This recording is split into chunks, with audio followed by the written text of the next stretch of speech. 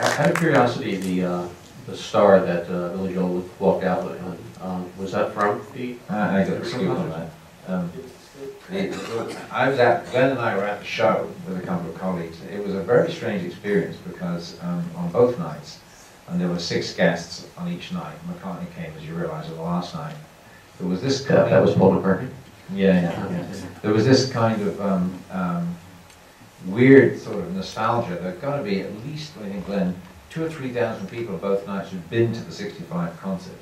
Then people would come up to you working on the crew, and one guy showed me on his BlackBerry a picture of a seat number. I said, "What's that?"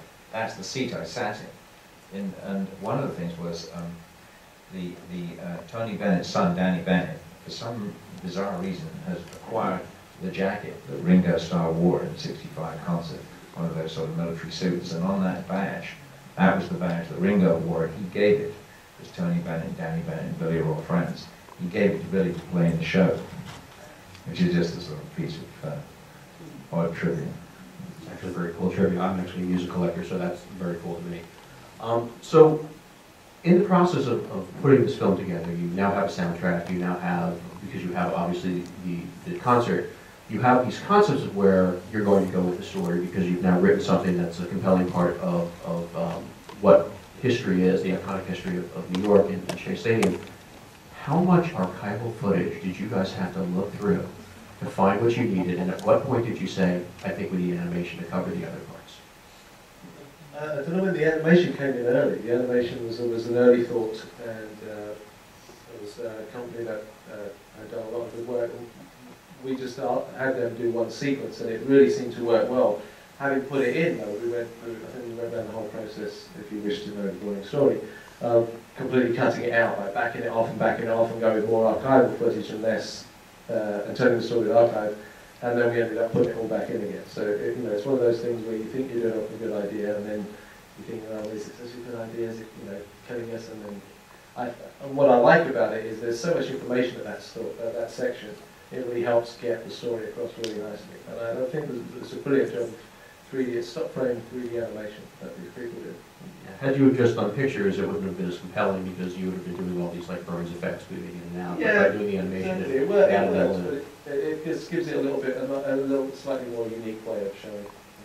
We used it for other sequences, but we backed it off to sort of stick to just that one story section. So there was also the groundskeeper, and let's hear a little bit about the groundskeeper. Pete, go on, tell him the best story about Pete. I think this story requires both Nigel and I.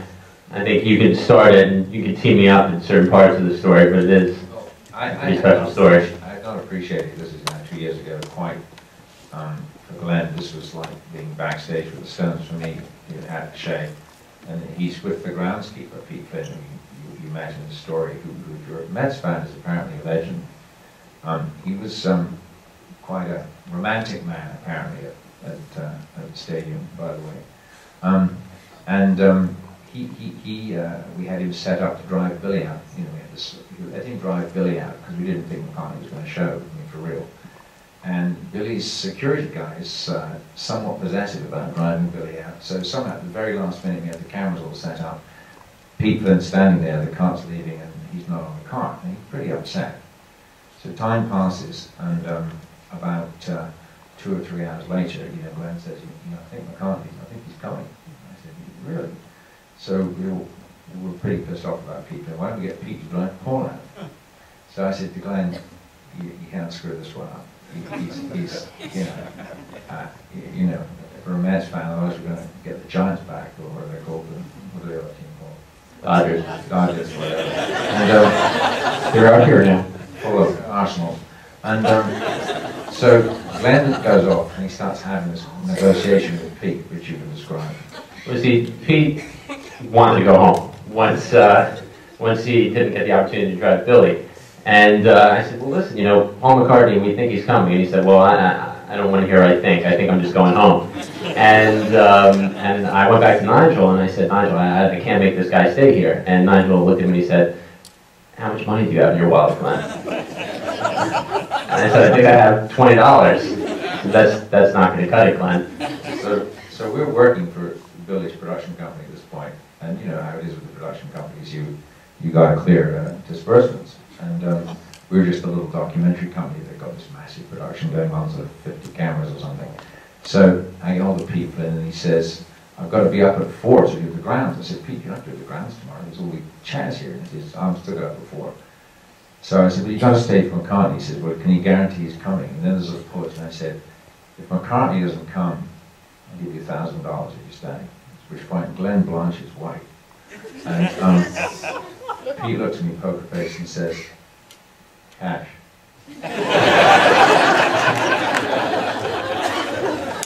So then Glenn leans over and says, we haven't got $1,000. And Pete hears. So then there's this incredible conversation about how Glenn is a Mets fan, which Pete then questions him on various, you should take this one up. Yeah, I basically got like the Trivial Pursuit Mets version from Pete to make sure that I was legitimate. And I just looked him in the eyes and I said, Pete, I've been a Mets fan for 30 years. I won't let you down. I'll get you that $1,000 if Paul doesn't show up. And he looked at me and he said, all right, I trust you, I'll stay. And, you know, sometimes, as Paul says in the film, I'm going to give you the camera back or the mic back, you know, life is full of magic. And, you know, at the time, when you see the film now, it's like we were meant to do that. I mean, it does feel like we were meant to do that. And remember, we were determined to keep him. He was so charming, he was so sweet. And of course, he could easily have gone home. I mean, it would have just taken that. We turned our backs and missed him. He was all dressed and changed to leave. But I mean, personally, for me, I just think the Pete Glenn thing is the special part of the film. It's really just, again, it's like the every guy. It's the everyday guy. It's the guy that Billy is. It's the guy that, you know, that all his songs are about, and it's the people that live on Long Island. Pete really just epitomises all of it, and to have that happen in the way it happened, it's just, again, it just made our lives a lot easier. It really did. But the big thing about Pete was that he had sex in every seat at Shea Stadium. I just think that was Yeah, but itself doesn't count. allegedly. that was off the record, though, and also very untrue. That's just between us. We talk about rock star status, you know what I mean? This is also being taped and will be on Facebook too, so That's people can not true, that's alleged. I said alleged. Everyone like, get my lawyer, I said alleged. One more question. One more. We got to turn One now. more question. This was a Q&A. You got any questions? Right there. So, did Pete retire with the stadium? No, he's at City. Yeah, no, he said they demoted him. He's not the head groundskeeper anymore. He's getting up there and it's a little long in the tooth, but he's still around and he still works and he still goes to every game. He's only allowed to have sex at half the stadium. We need to knock this sex stuff off. Yes, please. Did you guys do any, I know that it wasn't in the movie, but did you do interviews with the band at all? Yeah, a few guys. We interviewed pretty much all the Mets that are alive and all the Billy's entourage. I mean, we had an incredible amount of interviews. We just couldn't get them all in, but we did, yeah. Yeah, we made, I guess the decision was if we got into the Billy's current band, then that's another whole movie. DVD extras. And there is actually a concert film coming out as well, and that may well appear in that. Okay, I know we can't take one more question, but we're going to anyway, and then we have to finish it. So, who's the biggest Billy Joel fan in here? Yeah, you made a point at her, but she didn't shout. Go ahead. Yeah, I'm the biggest and the shortest. Okay.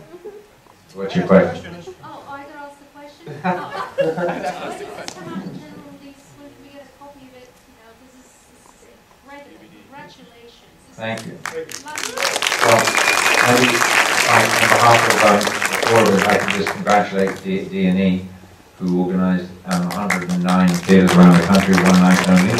Part of the revolution that we're seeing in cinema at the moment, this can happen, is coming out in some specialised theatres and what we call hard prints, which actually is still digital, around the country, particularly in the tri-state area in the next few weeks. And it's coming out in DVD in February, so pre-order your copy from Lionsgate. I'd like to take one quick second to thank my partners on the film, on the documentary unit, which would be Sarah Anthony and Michelle Farinola, and I couldn't have done this without their help, so I want to thank them. Thank you to Alex De La Vega, who's doing our post, Mike, and to everybody on Split by everyone. Fantastic job. It's always a team effort, top to bottom, always a team. we have 3 DVD sets that we're going to give away right now, and your seats have been pre-selected. That's my seat. And seat N23. You have a DVD set. Seat X16. X16. Wait, it's empty, move into it. And finally, but not least, seat J20. J20. Well done. Sorry, Jamie, you missed it by 1. Everybody, thank you so very much for coming Thank you. out. Thank you. It's short, but we do have the next film starting. Thank you.